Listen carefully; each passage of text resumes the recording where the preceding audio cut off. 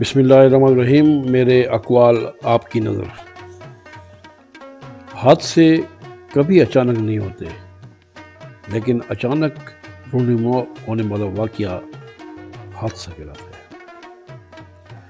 ہم جتنا بھی چل لیں، دوڑ لیں، یا گاڑی پر ہوں یا ہوائی جہاز پر، تب بھی زمین سے آگے نہیں نکل سکتے۔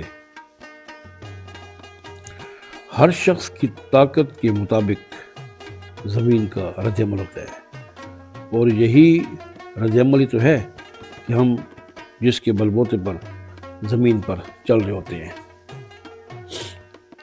بچوں کی شرارت ذہانت اور بڑوں کی شرارت شیطانی ہوتی ہے۔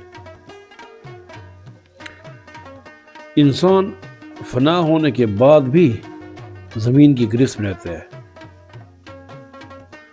آنسو کبھی نہیں پیے جا سکتے، ہاں البتہ ضبط کیے جا سکتے ہیں۔